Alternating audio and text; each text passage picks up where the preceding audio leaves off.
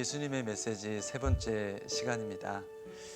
지금까지 회개하라 천국이 왔다, 또 나를 따라오라 라는 그런 주제로 말씀을 나누었습니다. 그 말씀을 나누면서 이제 세 번째 시간인데, 한편 생각해 보기로는 그 주제들이 신앙생활을 오래 한 분들에게는 너무 잘 아는 주제이고 그런 말씀이었을 것이다 라는 생각이 들었고, 또 이제 신앙생활을 막 시작한 분들에게는 조금 부담스러운 주제가 아니었나, 이런 생각을 좀 해보게 되었습니다. 하지만 예수님의 메시지를, 이 시리즈를 묵상하고 또 준비하면서 이 예수님의 기본적인 이 메시지가 우리가 잘 아는 메시지이든 아니면 그것이 우리 마음을 조금 부담스럽게 하는 메시지이든, 이 예수님의 메시지가 이 시기에 있어서 지금 저와 또 제 자신과 또 여러분에게 기억될 중요한 메시지라는 그런 감동을 하나님께서 주시는 것 같습니다. 말씀 나누기 전에 잠깐 기도하고 또 우리에게 주시는 그 기본적이고 부담스러운 말씀을 함께 나눌 수 있었으면 좋겠습니다. 기도하겠습니다. 하나님 아버지, 오늘도 주님의 메시지를 나누고자 화면 앞에 앉았습니다. 이 시대 많은 말들과 또 의미들, 많은 소리가 있지만 우리의 가장 큰 소원은 주님의 음성, 주님의 메시지에 귀를 기울이고 주님의 뜻을 발견하며 살아가는 것입니다. 주님께서 하신 그 2000년 전의 그 말씀, 그 메시지가 지금 오늘을 사는 나에게 있어 살아있는 주님의 말씀으로 다시 한번 내 안에 역사되어지는 그런 은혜가 있기를 원합니다. 성령께서 우리의 마음과 생각을 주장하여 주시옵고 주의 말씀을 깨닫고 순종할 수 있도록 우리에게 힘과 능력을 더하여 주시옵소서. 예수님의 이름으로 감사하며 기도드리옵나이다. 아멘. 하나님 말씀 보겠습니다. 마태복음 5장 10절로 12절입니다. 의를 위하여 박해를 받은 자는 복이 있나니 천국이 그들의 것임이라. 나로 말미암아 너희를 욕하고 박해하고 거짓으로 너희를 거슬러 모든 악한 말을 할 때에는 너희에게 복이 있나니 기뻐하고 즐거워하라. 하늘에서 너희의 상이 큼이라. 너희 전에 있던 선지자들도 이같이 박해하였느니라. 아멘. 우리는 예수님의 메시지를 나누며 복음서, 특히 마태복음을 우리 함께 보고 있습니다. 그 배경을 조금 오늘은 설명을 좀 드려야 될 것 같아요. 이전에는 유대인이었던 예수 그리스도를 믿고 따르는 그 유대 백그라운드를 가지고 있는 그리스도인들이 있었는데, 그 유대계 성도들이 처음으로 신앙생활을 했던 그 지역이 바로 수리아의 안디옥이라는 그런 지역이었습니다. 이 안디옥이라는 지역에 회당을 짓고 디아스포라, 이주민으로서 예루살렘에서 이주해서 거기서 산 것입니다. 나름대로 이유가 있었겠죠. 신앙적인 이유든 직업적인 이유든 아니면 친인척 간의 어떤 그런 이유이든 이유가 있었을 것입니다. 예루살렘 성전이 파괴되기 직전인 AD 70년경에 그 이전에 그 유대계 그리스도인들의 그 삶의 자리, 그 자리는 굉장히 복잡하고 미묘한 어떤 그런 메커니즘을 가지고 있었습니다. 그들이 이주해서 살고 있었던 본토 안디옥은 그 이방인들이 거주하고 있었고, 또 이방인 중에 예수를 믿는 그리스도인들이 있었고, 또 유대인들이 있었고, 또 유대인이면서 예수를 영접한, 믿고 따르는 유대계 그리스도인들이 함께 있었습니다. 게다가 그 당시에 로마의 지배하에 로마인들까지 거기에서 함께 어울려서 여러 가지 경제와 사회, 문화, 종교적인 어떤 이러한 복잡 미묘한 많은 일들이 그 안디옥이라는 그곳에서 벌어지고 있었습니다. 그와 같은 마태의 공동체, 유대계 그리스도인들이 살고 있었던 그 안디옥에서 이 예수를 믿고 따르던 그 유대계 그리스도인들에게 어떤 어려움이 발생하게 되었습니다. 그 어려움에 대한 답이 마태의 이 복음서, 마태복음에 기록된 것입니다.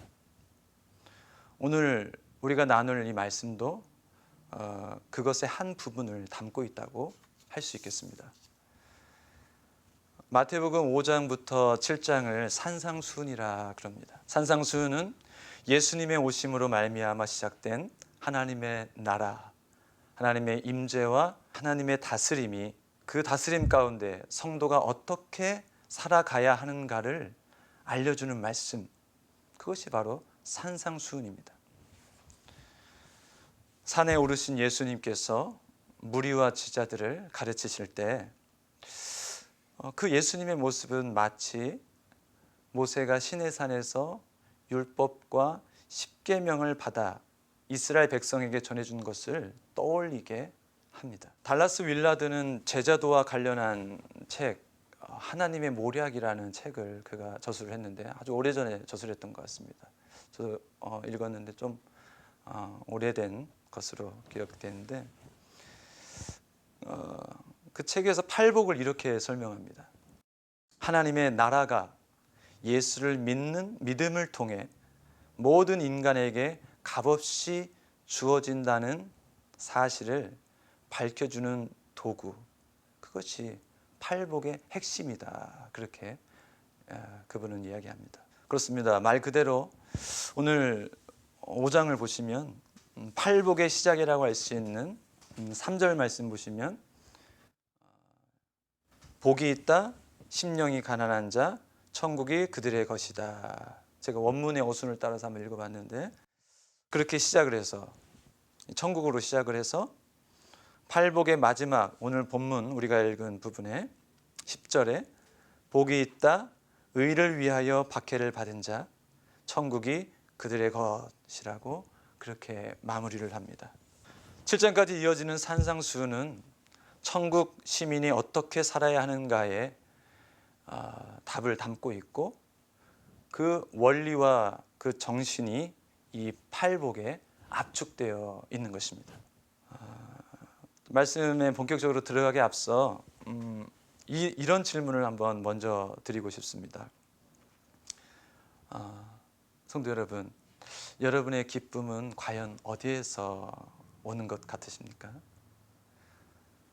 여러분의 즐거움은 무엇에 있는 것 같으세요? 한번 속으로 한번 대답해 보시겠어요? 나의 기쁨, 나의 즐거움은 어디에서 오는가? 나의 즐거움은 무엇인가? 그에 대한 진실한 대답이 나의 믿음과 신앙의 현 주소를 잘 보여주는 것 같습니다. 고무보트를 띄우고 크랩 트랩을 설치하고 아이들과 함께 개를 잡거나 자전거를 타는 어떤 그런 기쁨, 또 배드민턴을 치는 그런 기쁨. 저는 가족이나 아이들과 함께 있는 것이 저에게 그들과 보내는 시간들이 즐거움이고 기쁨인 것처럼 이렇게 느껴집니다. 여러분의 기쁨과 즐거움은 어디에서 또 무엇에서 찾을 수 있으실 것 같은가요? 네, 오늘 12절 말씀에 기뻐하고 즐거워하라 이 말씀 전후 문맥에서 보여지는 바는 기쁨과 즐거움의 이유를 설명하는데 그 답이 굉장히 낯설고 당황스럽습니다. 기뻐하고 즐거워해야 하는 그 이유가 조금 그렇습니다. 한번 보실까요? 10절과 11절에 기뻐하고 즐거워하는 첫 번째 이유로 복이 있기 때문이다 라고 얘기를 하고 있고 그것을 두 번이나 강조하고 있습니다. 2절에서. 그리고 12절에 하늘에 상이 있기 때문에 상이 크기 때문에 기뻐하라 라고 그렇게 말씀하고 있습니다. 그런데 10절과 11절, 12절에 반복적으로 지금 쓰이고 있는 단어가 있습니다. 이것이 기쁨과 즐거움의 결정적인 이유가 되는 키워드라고 할 수 있습니다. 박해입니다.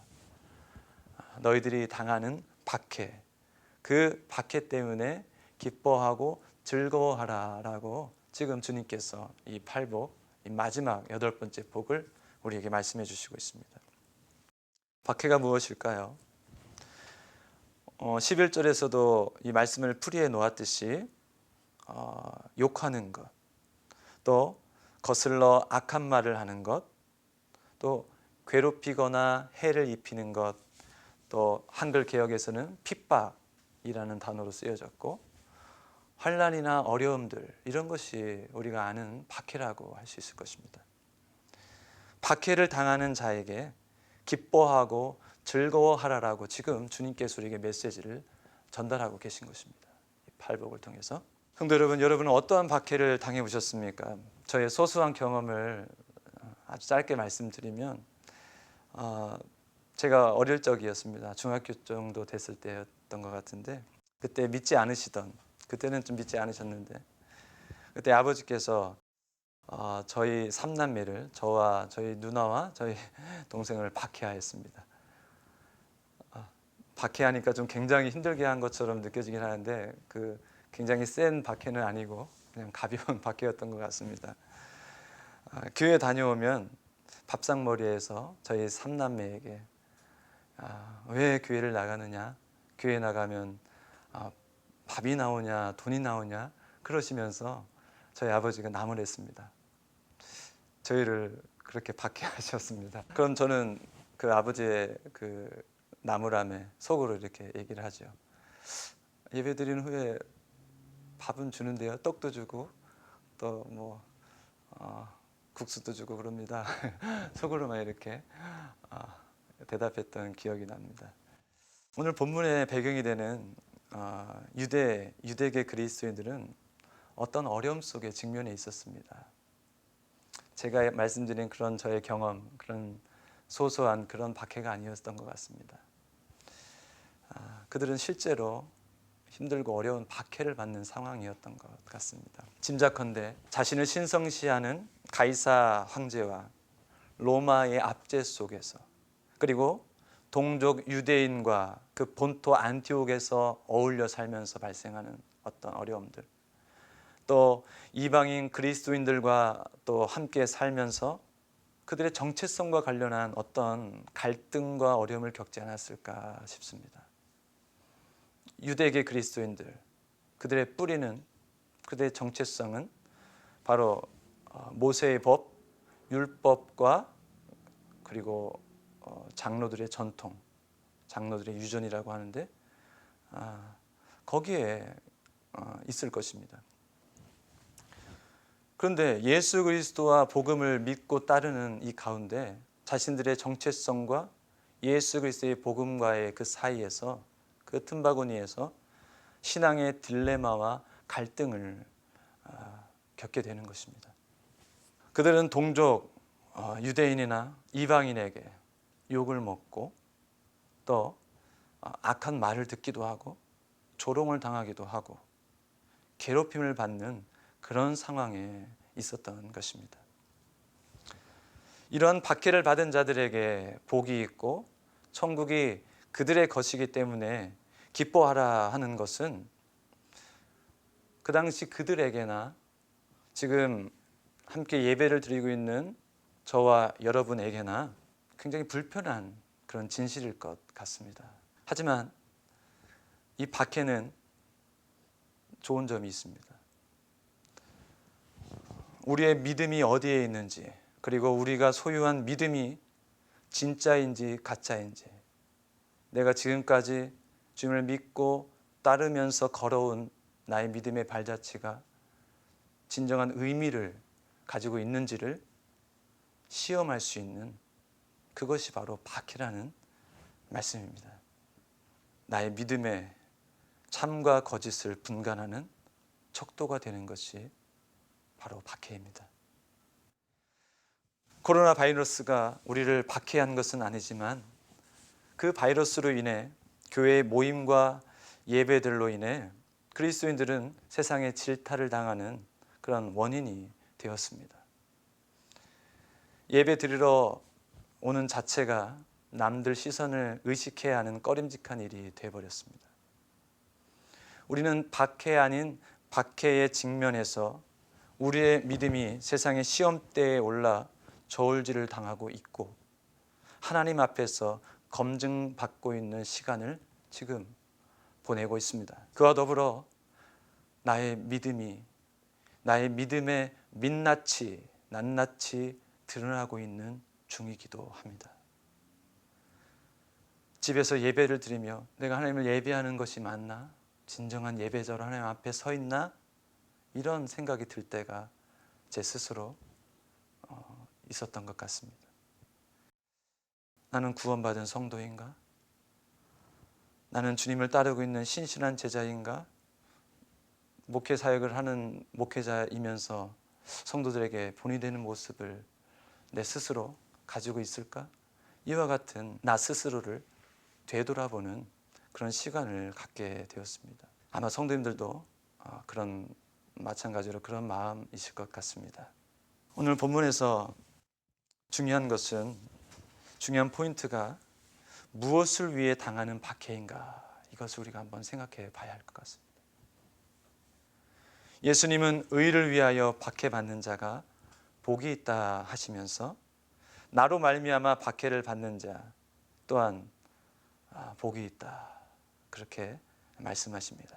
10절과 11절 말씀에 마태복음 5장 20절에서 예수님께서 이런 말씀을 하셨습니다. 내가 너희에게 이르노니 너희 의가 서기관과 바리새인보다 더 낫지 못하면 결코 천국에 들어가지 못하리라. 서기관과 바리새인보다 더 나은 의가 있어야 천국에 들어간다라고 주님이 말씀하십니다. 서기관과 바리새인의 의는 무엇입니까? 그들이 여기는 의는 율법을 지키고 율법을 준수하는 것입니다. 그리고 종교적 순결성을 유지하는 것입니다. 그래야지만 하나님께 나아갈 수 있고 인정받는다라고 그들은 생각했습니다. 그것이 그들이 생각하는 의였습니다. 그래서 금식도 하고 율법을 연구하고 정결례를 하고 그리고 장로들의 전통을 철저히 지켰습니다. 그렇지만 예수님은 그렇게 해도 안 된다, 천국에 들어갈 수 없다, 주님께서 말씀하십니다. 과연 누가 천국에 들어갈 수 있을까요? 11절 말씀을 통해 우리는 천국에 들어갈 수 있는 그 방법을 깨닫게 됩니다. 11절, 그것은 10절의 의를 위하여와 대비되고 있는 나로 말미암아입니다. 주님께서 나로 말미암아라고 말씀하고 계신데 하나님의 임재와 통치 가운데 들어갈 수 있는 방법은 예수님으로 말미암아 가능함을 이 11절 말씀에서 발견할 수 있게 되는 것입니다. 바리새인처럼 정한 것과 부정한 것을 스스로 분리한답시고 아무리 행동을 수정하고 바꾼다 해서 되는 것이 아닙니다. 금식을 하고 정결례를 지킨다고 해서 되는 것이 아닙니다. 중요한 것은 그들의 거칠에 피상적인 겉모습, 형식에 담겨 있는 것이 아니요, 주님께서 지적하시는 대로 그들의 마음의 태도, 그들의 행동의 근원이 바뀌지 않은 것이 바로 그들의 잘못이기 때문입니다. 그것이 바뀌지 않는다면 결코 천국에 들어갈 수 없다, 하나님 나라를 볼 수 없다 하는 것이 주님의 경고이십니다. 우리의 마음과 행동의 변화는 우리의 노력 여하에 달려있는 것이 아닙니다. 우리는 경험을 통해 우리의 결심이나 열심의 한계를 우리 스스로 잘 알고 있습니다. 예수를 믿는 믿음으로 그분을 의지함으로만 그분의 새롭고 파격적인 의의 역사가 우리 가운데 역사되어질 때 변화가 가능한 것입니다. 그렇게 우리는 믿습니다. 바리새인과 서기관보다 더 나은 의가 되시는 예수님의 의를 우리가 덧입을 때 우리는 하나님의 임재와 그분의 다스림 가운데 기뻐 기뻐하고 즐거워하라 하시는 주님의 그 명령에 순종하게 되는 것입니다. 사랑하는 성도 여러분, 어떤 환난과 어려움 속에 있더라도 예수 그리스도로 말미암아 하나님께 가까이 나아가고자 하는 그 마음을 결코 놓으시면 안 됩니다. 하나님과의 친밀함을 위한, 하나님의 나라를 향한 불편함, 손해보는 수고, 속상하고 억울한 일, 오해, 이와 같은 일들을 감수할 수 있다면 그것이 바로 의를 위해, 그리고 예수 그리스도로 말미암아 박해를 견디는 것이 아닐까요? 주님이 말씀하시는 기쁨과 즐거움은 천국, 하나님의 임재와 다스림 속에서만 맛보는 것입니다. 그것을 예수님은 우리에게 말씀하시고 계시고 그것을 주시고자 하시는 것입니다. 우리를 당신의 의로 덧입히셔서 어쩌록 예수님으로 말미암아 그분만이 주실 수 있는 그 의로 덧입고 하나님의 임재와 다스림 가운데 기뻐하고 즐거워할 수 있는 저와 여러분이 되시기를 간절히 축원드립니다. 아멘. 찬송 함께 부르겠습니다. 288장입니다. 예수를 나의 구주 삼고 우리 찬송 부르겠습니다. 예수를 나의 구주 삼고 성령과 피로써 거듭나니 이 세상에서 내 영혼이 하늘의 영광 누리도다. 이것이 나의 간증이요 이것이 나의 찬송일세. 나 사는 동안 끊임없이 구주를 찬송하리로다. 온전히 주께 맡긴 내 영 사랑의 음성을 듣는 중에 전사들 왕래하는 것과 하늘의 영광 보리로다. 이것이 나의 간증이요 이것이 나의 찬송일세. 나 사는 동안 끊임없이 구주를 찬송하리로다. 주 안에 기쁨 누림으로 마음의 풍랑이 잔잔하니 세상과 나는 간 곳 없고 구속한 주만 보이도다. 이것이 나의 간증이요 이것이 나의 찬송일세. 나 사는 동안 끊임없이 구주를 찬송하리로다.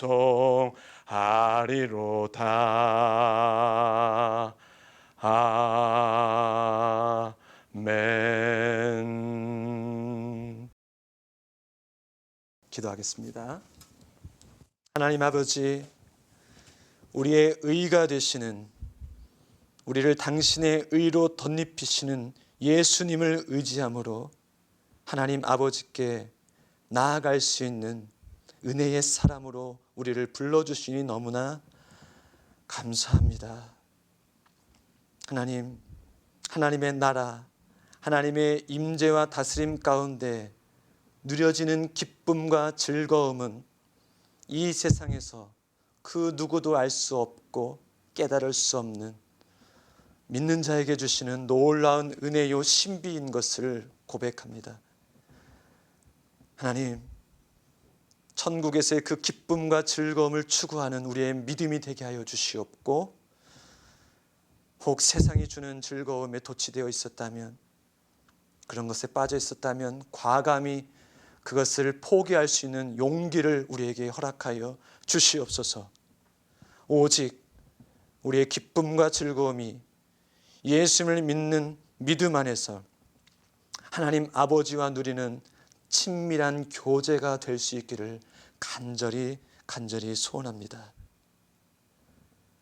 우리 속에 살아서 역사하시는 주님으로 말미암아 우리 인생에 어떠한 박해와 환난과 핍박과 어려움 앞에서도 견디고 천국을 누림으로 기뻐하고 즐거워하라는 주님의 명령에 순종할 수 있는 주님의 제자들 다 될 수 있도록 축복하여 주시옵소서. 예수님의 이름으로 감사하며 기도드리옵나이다. 아멘.